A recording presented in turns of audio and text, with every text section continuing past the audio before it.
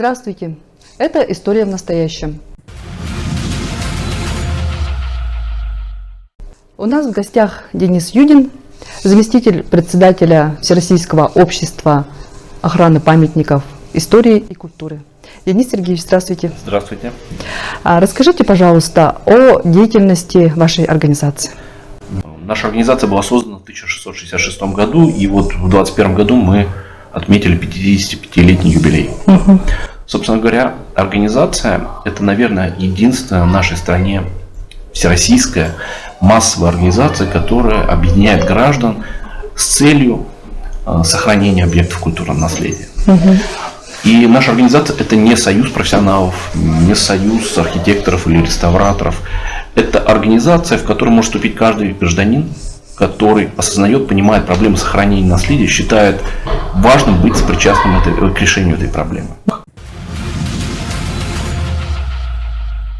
Наследие – это так называемое общее благо. Это ценность, которая касается каждого. Но дело в том, что как любая культурная ценность, чтобы эту ценность потребить гражданину, человеку, нужна некая, скажем так, подготовка к тому, чтобы эту культурную ценность потреблять. Для отдельных каких-то потребностей человека иногда не требуется подготовка. Но чтобы осознавать, понимать, что такое культура, что такое архитектура, что такое наследие, человек должен обладать соответствующим уровнем образования, воспитания. И это крайне важно. Крайне важно, чтобы люди, граждане понимали, что такое наследие, зачем его нужно сохранять. Чтобы они воспринимали это как действительно очень важную ценность, благо, которое касается всех и каждого. И проблема наследия заключается в том, что эту ценность культурную может потреблять каждый, не конкурируя с другим человеком. Ну, например, гуляя по хорошему, красивому историческому центру, мы не ограничиваем другого человека и не лишаем его возможности точно так же гулять и наслаждаться прекрасным городом, его памятниками, историей архитектуры. И это очень важно. И, в принципе, люди понимают, что это важно, что наследие нужно сохранить. Но дело в том, что для того, чтобы его сохранять, требуется большой ресурс, в том числе и финансовый. Потому что реставрация – это же не строительство, это же не возведение новых зданий. Это очень тщательная, кропотливая реставрационная работа, исследовательская и научная работа. Но как существует такая проблема безбилетника. Каждый не желает скинуться, скажем так, для решения этой проблемы. И тут возникает необходимость государства, которая должна эту ситуацию закрыть. Как, кстати, вопросы с другими общими благами, например, безопасность, которую обеспечивает государство, или очень важные объекты строительства. Точно так же и с наследием. Не все получается решить путем частного рынка, когда люди приобретают здания, используют их, эксплуатируют, вкладываются в них, сохраняют их, реставрируют за частный счет, за свой счет. Это не всегда получается. И возникает большая проблема, кто должен это сделать, кто должен этот ресурс предоставить. Так, и кто же, получается, должен? И государство тоже не справляется с этой проблемой. Тогда какой выход? А выход заключается в том, что об этом думать должен каждый. Каждый человек должен быть сопричастным к проблеме сохранения культурного наследия. В связи с этим очень важно, чтобы популяризация культурного наследия, популяризация проблемы ее сохранения широко звучала и доходила до большого количества людей.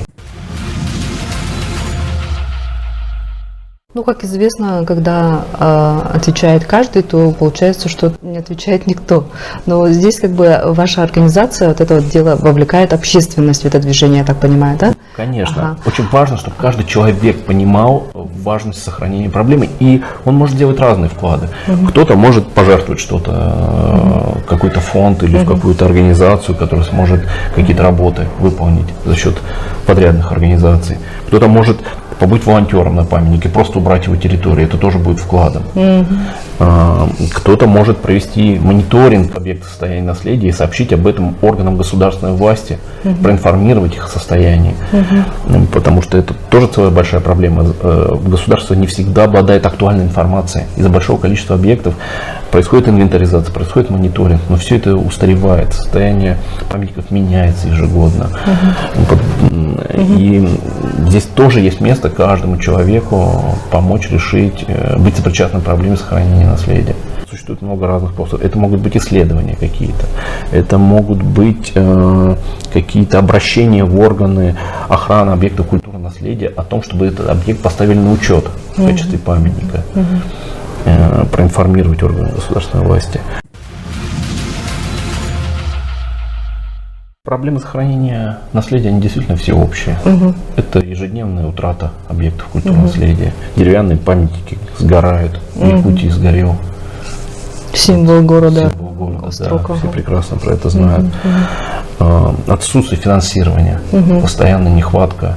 Много системных проблем вообще в отрасли реставрационной, начиная от проблемы кадров.